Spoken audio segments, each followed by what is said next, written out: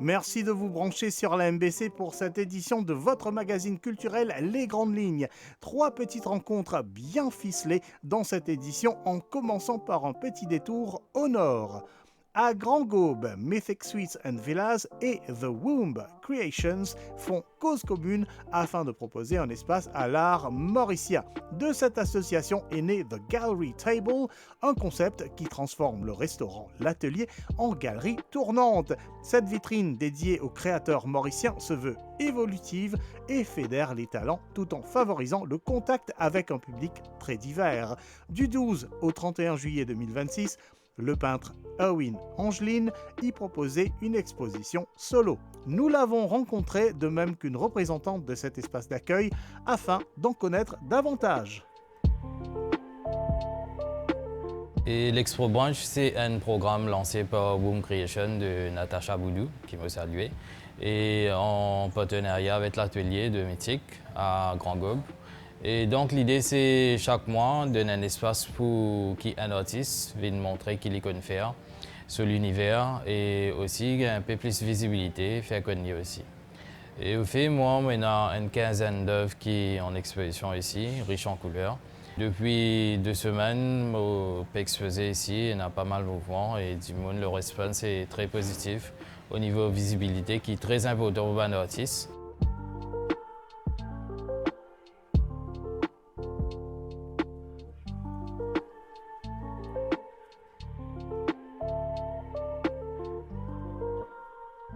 La collaboration commence où c'est à la rencontre au Festival de l'Art l'an dernier avec Natacha Boudou.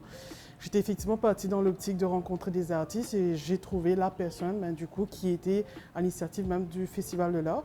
Donc du coup, à la rencontre avec Natacha, on décide de créer cet univers pour faire en fait un mariage entre les artistes locaux, que ce soit visuels, que ce soit musicaux et aussi la gastronomie locale, qui est aussi la patte au fait de l'atelier ici. Donc le concept, qu'est-ce que ça comprend exactement? On a voulu au fait donner gratuitement une plateforme aux artistes mauriciens.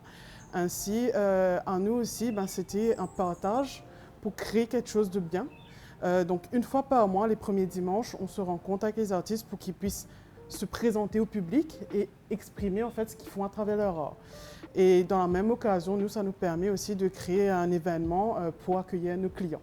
Donc l'idée vient de là. L'objectif de quoi? C'est vraiment aussi rajouter une plateforme au fait aux artistes locaux qui aujourd'hui, honnêtement à Maurice, on a encore du mal à avoir autant d'adresses pour pouvoir exposer. Honnêtement, aujourd'hui, on ne touche rien par rapport aux ventes, c'est vraiment pour mettre en valeur les artistes. D'ailleurs, dans la continuité de ce projet, on a un 3e resort Karike Eco Savannah, donc on souhaite du coup étendre ce concept au niveau du groupe. On a 3 resorts aujourd'hui, donc on veut grandir par rapport à ça et vraiment valoriser la culture mauricienne qui malheureusement se perd avec le temps.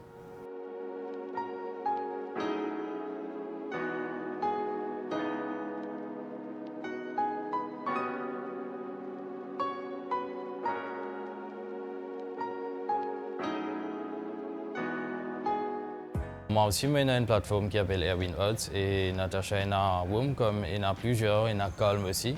Et comme on trouvait, c'est entre artistes, entre plateformes, nous n'avons aucune rivalité et c'est pas l'autre là compétit avec l'autre. C'est nous travaillons ensemble pour à la fin nous aider et artistes et de tout genre. Et aussi il est important, oui, parce que des fois, un artiste a des difficultés pour montrer sa bonne œuvre et montrer eux-mêmes, faire comme eux. Et là, ça va un lieu comme ça, là, c'est l'artiste va vers le public. Il n'est pas tant le public là vient vers lui, il est vers le public, ici comme on l'a. Et ils vont venir pour manger, déjeuner, etc. Donc, et là, autour d'eux. Et en même temps, je peux manger, boire, je gagne le temps, qu'à s'impose, guetter. Parce que parfois, les gens ne connaissent pas si ils ont droit à une exposition. Donc là, je peux poser la question si vous avez droit ou pas. L'exposition est là avec eux. Il y a autour de eux, parmi eux, quand je peux prendre un petit déjeuner, etc.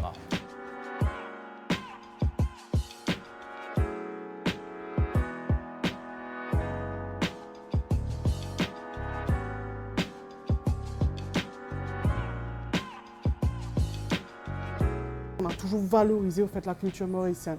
On a toujours été open au marché, donc ça continue au fait, dans notre ADN de donner au fait, cette plateforme. Et nous, c'est un plaisir aujourd'hui de voir. Il y a des personnes qui font ça à 100%, il y a des personnes qui font ça en part-time, mais ça lui fait un deuxième revenu. Et des situations en général, des artistes qu'on peut asseoir, ils ont une histoire derrière.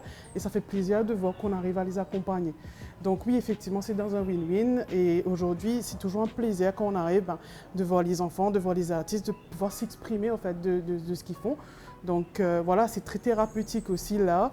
Donc il y a toutes des valeurs attachées à ça. C'est familial, c'est un partage, c'est thérapeutique. Donc il y a pas mal d'artistes qu'on a rencontrés qui aujourd'hui, moi c'est que des belles découvertes parce qu'on apprend de belles choses aussi à travers ces gens-là. Donc voilà, l'idée c'est beaucoup de bienveillance aussi et encore une fois de préserver la culture mauricienne.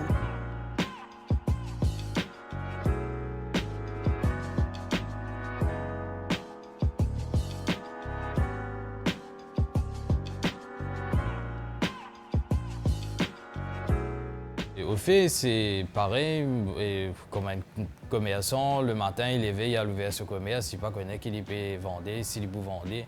Un artiste aussi, il doit une exposition, il ne connaît s'il peut vendre ou pas. Mais oui, il est capable de vendre et ça arrive qu'il nous vendait dans un lieu comme ça parce que et un coup de cœur, dis-moi prends-le, allez, il téléphone l'artiste et voilà. Dans place que l'œuvre reste à la maison, que personne ne va trouver, là, il doit un lieu fréquenté et il y en a plus de sens pour les vendre un tableau que les reste que les.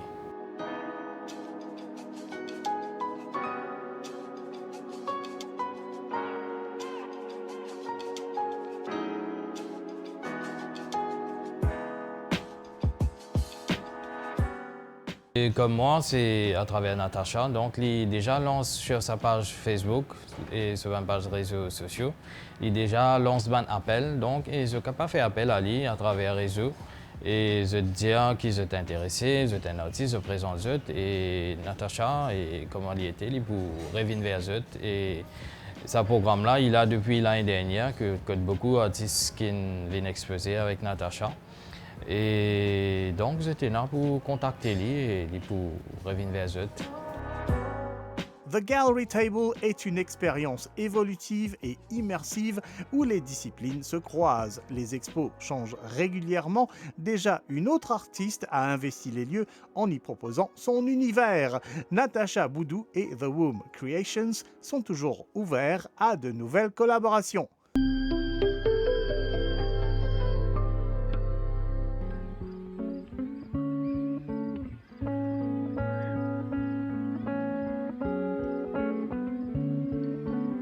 Place maintenant à une expo qui en cache une autre et où les images figées en apparence recèlent un magnifique apparat éblouissant. Du 24 juillet au 5 août 2026, le photographe et vidéaste Régis Le Sieur, avec le soutien d'Adama Fine Arts, proposait une exposition solo intitulée Fovid. Cette exposition servait de cadre et de démonstration grandeur nature pour le lancement officiel d'une nouvelle application du même nom. Contraction de photos et vidéos, Fovid propose de révolutionner l'image figée, qu'elle soit à vocation artistique ou qu'elle soit outil de communication visuelle. Le 23 juillet 2026, le vernissage de cette exposition réunissait une foule de créatifs pour la grande révélation de l'appli Fovid. Tout au long de l'exposition, les visiteurs pouvaient télécharger l'appli proposée et voir chaque photo prendre vie à travers leur smartphone. Cette application de réalité augmentée, conçue par une équipe 100% mauricienne, propose de relier les images statiques avec du contenu complémentaire s'affichant en temps réel. Vidéo, animation, ambiance sonore, pour n'en citer qu'une fraction. Durant la soirée, l'agence Blast Burson, représentant exclusif de Fovid, guidait également les intéressés à travers d'autres possibilités en matière de communication visuelle.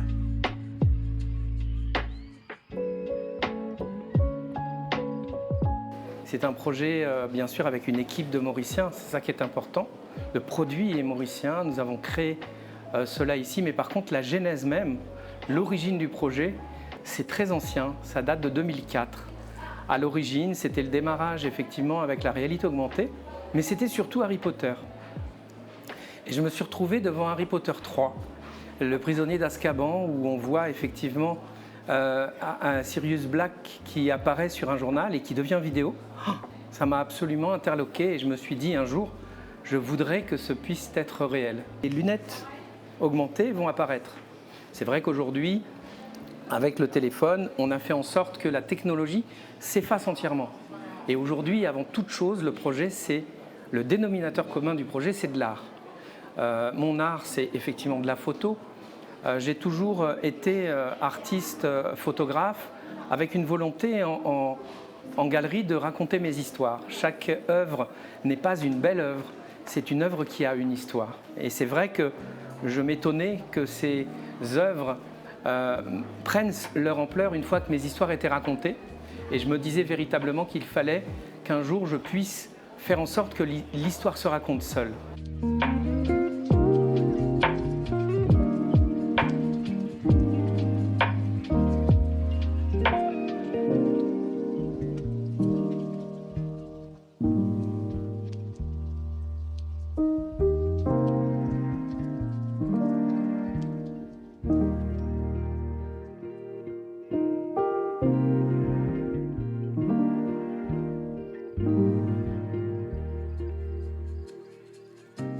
Alors quand les deux développeurs de ce projet fort innovant sont venus vers nous, on était tout de suite subjugués par le concept et on s'est dit il faut absolument qu'on soit les premiers à l'avoir.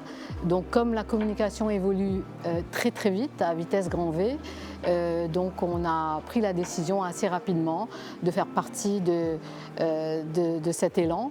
Et aujourd'hui, on est très fiers d'être associés et agents exclusifs au fait de FOVID Photo Vidéo dans la région océan Indien, y compris évidemment Maurice. Donc le grand lancement se fait à Maurice et nous avons déjà commencé quelques représentations en entreprise et nous avons eu un excellent retour. Good noon, everyone. It is such a pleasure to see so many of you gathered here today. Simplement de la réalité augmentée, FOVID transforme une photographie en une expérience vivante. Comment visualiser une FOVID? Et avec cette technologie FOVID, le fait que l'on rend à l'image ce qui lui manque, à savoir le temps, ça permet à ce moment-là de tout intégrer. Ça n'est plus quelque chose où on se positionne spectateur, mais on est acteur. Et à partir du moment où on est acteur, eh bien, c'est une véritable Madeleine de Proust pour chacun. C'est ce qui va permettre, par exemple, quand vous allez voir une œuvre, qu'elle devienne la vôtre, que vous puissiez vous l'accaparer. Et à ce moment-là, ça rentre dans votre histoire. Aujourd'hui, tout ce qu'on recherche, c'est l'émotion. L'émotion qu'on recherche à travers une photo, l'émotion qu'on recherche à travers des mots, l'émotion qu'on recherche à travers une vidéo. Donc tous les supports qu'on a aujourd'hui visent à chercher l'émotion. Et en FOVID, nous avons vu justement ça. On pense souvent que le support papier est révolu, or rien n'est plus faux. Aujourd'hui, on repart sur le visuel papier, donc que ce soit en supermarché, que ce soit sur des projets artistiques que vous voyez derrière moi.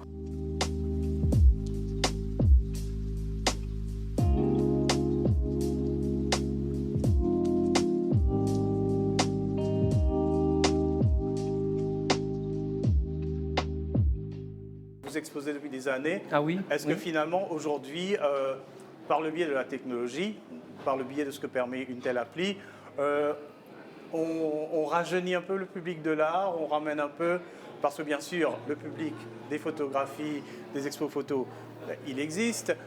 Aujourd'hui, certains disent que les jeunes sont plutôt plus enclins à aimer des choses qui bougent. C'est une génération qui est née dans le numérique, etc. Alors c'est aussi quelque part en pont attirer de nouveaux regards, de jeunes regards sur l'art. Je dirais que vous avez raison sur ce point. Toutefois, il faut savoir que la FOVID va permettre en fait d'aller plus vite. Une photo raconte une histoire. On dit d'ailleurs qu'une image, c'est 10 000 mots, mais une FOVID, c'est un dictionnaire entier. Ça veut vouloir dire que vous allez pouvoir dire 10 fois plus de choses, 100 fois plus de choses. C'est vrai que pour moi, c'est un honneur de pouvoir être au Codan Art Center. Et d'ailleurs, je les en remercie. Et je remercie aussi également les galeries Adama qui m'ont fait confiance, avec lesquelles je suis aujourd'hui extrêmement fier de pouvoir présenter cette exposition on va dire, une exposition qui bouge, avec effectivement des œuvres qui vont devenir votre Madeleine de Proust, parce que vous allez vous identifier à ces œuvres, parce qu'elles vont vous rappeler des souvenirs que vous avez eus.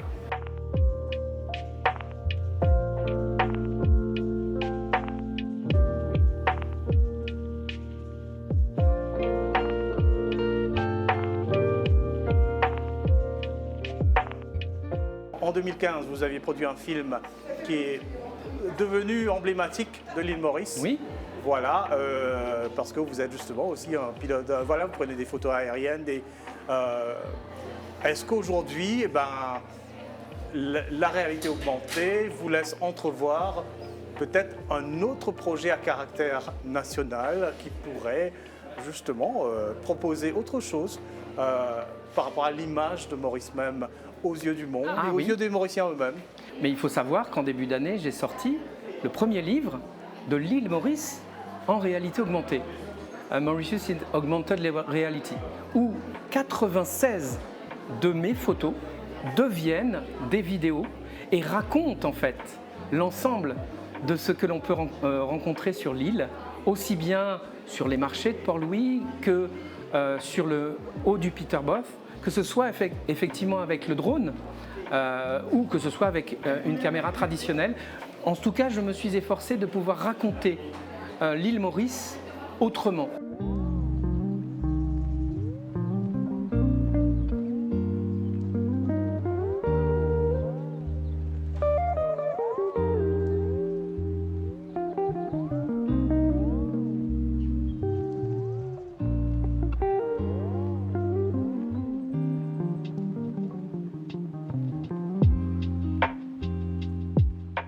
Cette appli, elle est gratuite, mais pour avoir accès à toutes ces fonctionnalités, la partie réalité augmentée, est-ce qu'elle est accessible via l'appli ou bien quand même c'est un contenu externe qui demande d'être créé? Voilà, mon cahier des charges était clair. Le cahier des charges sur l'application, je tenais absolument à ce que dès lors que vous scannez le QR code, vous puissiez faire le choix de télécharger l'application ou pas. L'application est très peu, elle a un poids qui est dérisoire, puisqu'elle fait effectivement 25 mégaoctets, ce qui est très peu. Donc vous pouvez très bien effectivement faire le choix de dire je la télécharge ou je la télécharge pas, et à ce moment-là je passe directement sur le contenu vers lequel elle redirige. Donc c'est vrai qu'aujourd'hui nous avons fait en sorte que cette technologie s'efface entièrement. D'ailleurs, quand il n'y aura plus les téléphones et quand nous serons avec nos lunettes de réalité augmentée et avec des intelligences artificielles propres à chacun, nous aurons nos IA personnelles dans très peu de temps, bien vous verrez qu'à ce moment-là, il suffira juste de dire peux-tu me délivrer cette faux vide par exemple, et à ce moment-là, ça se jouera automatiquement.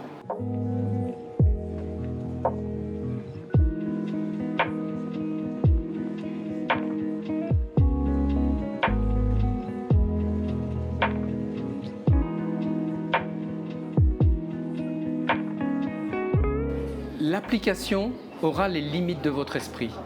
Vous vous rendez compte en fait que vous avez la possibilité de tout faire. Ça peut être aussi bien pour l'art, ça peut être pour le domaine enfantin. Un livre par exemple d'enfants avec des petites créatures qui vont effectivement apparaître. Ça c'est une des solutions, mais il y en a plein d'autres. Ça peut être pour du corporate, ça peut être pour un peu tout ce qu'on veut. Mais une chose est sûre, et ayez bien en tête que l'origine même de ce projet, c'est l'art. L'idée, c'est qu'à travers une photo, on peut générer de l'audio ou de la vidéo.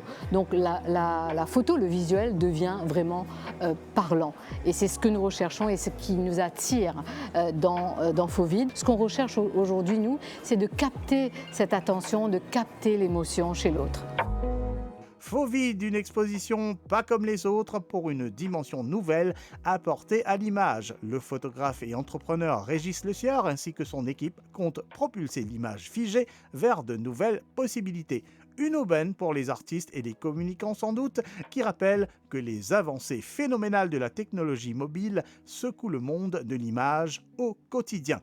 Dans la même veine, Blast Burson présentait aussi ce soir-là son avatar interactif en intelligence artificielle surnommée Naya.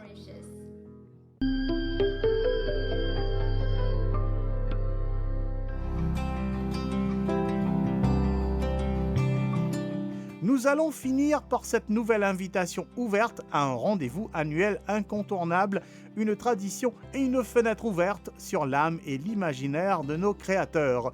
Depuis ce 25 juillet et jusqu'au 22 août 2026, la School of Fine Arts du Mahatma Gandhi Institute vous invite à découvrir la 43e édition du Salon de mai, placée sous le thème de la réflexion. Cet événement rend également un hommage émouvant à l'artiste disparu Fabien Congo et à Murthy Nagalingam, plasticien, éducateur visionnaire et fondateur de ce salon mythique.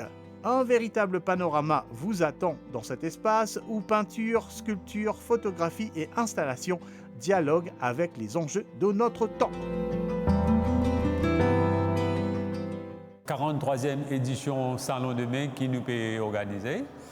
Et pour nous, c'est très important pour qu'il nous fasse rendre hommage à deux grands artistes qui nous fait perdre pendant ces 2 ans qui viennent écouler là. Nous avons M. Fabien Congo et Murthy Nagalingam. C'est 2 personnes qui ont une grande contribution dans nos paysages artistiques et culturels. Et dedans, M. Murthy Nagalingam est très important parce que c'est la personne qui commence le Salon de mai. Et lui aussi, il est parmi les gens qui commence l'école des beaux-arts. Alors, c'est très important pour nous pour faire un hommage à Murthy Nagalingam. Et là, dans la salle Côte-Nété, il est dédié à Murthy Nagalingam. Nous avons une grande exposition des œuvres de Murthy Nagalingam. Et aussi, nous avons quelques tableaux de Fabien Congo. Et par derrière, là, nous avons un tableau qui est créé par 17 étudiants qui chacun fait un bout de portrait de Nagalingam. Et puis, quand assemblé, nous avons un portrait de M. Nagalingam.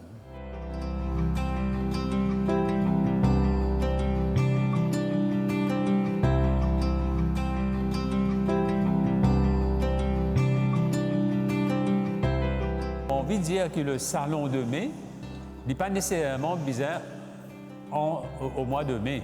Parce que le Salon de mai est un label, c'est un nom pour cette exposition-là qui nous fait tous les années et pas nécessairement les bizarres tombent au mois de mai.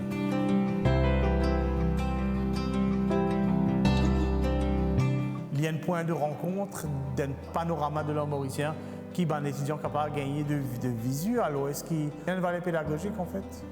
Oui, on fait le Salon de mai, il y a de l'exposition en même temps et en même temps, il y a ça l'intention pour éduquer. Et c'est pour ça que pour nous, il est très important qu'il y ait des jeunes, surtout des étudiants de nous, l'école même, des étudiants en beaux-arts, qui ont ce frottement-là avec l'organisation de l'examen, une exposition, comment monter une exposition, comment préparer la salle, qui fait tel tableau vient là, le tableau là à côté en lit, qui fait nous ajuster la hauteur, la distance, etc. Et comment nous curate en général une exposition, mais en aidant à monter l'exposition, les élèves ont la possibilité d'apprendre beaucoup en aidant de monter l'exposition.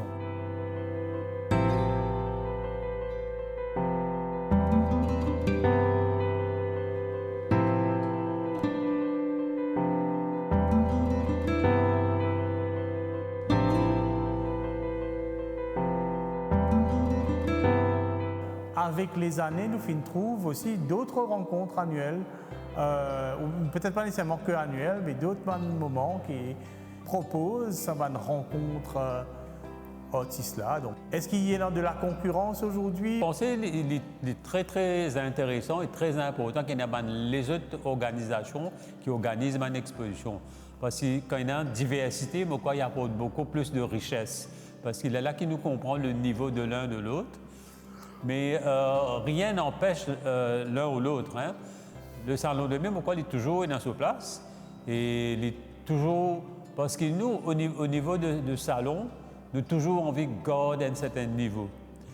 Comme au Get l'art, en général, à l'île Maurice, je trouve qu'il y a beaucoup d'artistes qui balancent un petit peu le côté décoratif de l'art. Fait un travail qui est juste la surface, qui est joli, mais l'intérieur, il n'y a rien de sérieux, il n'y a de recherche, il n'y a de réflexion. Et pour nous, au niveau du salon de mai, c'est très important qu'il y ait sa réflexion-là derrière le travail. Nous pas créer un travail juste la cause isolée pour montrer que la beauté qui est aussi important.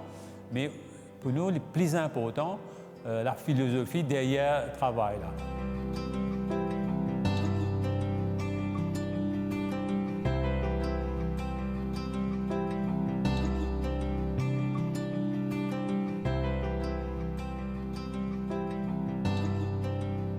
Une expérience esthétique mémorable à vivre donc jusqu'au 22 août 2026 à l'École des Beaux-Arts Mahatma Gandhi, Moka. Nous reviendrons au cours de la prochaine édition sur la conférence autour de l'héritage de Murthy Nagalingam.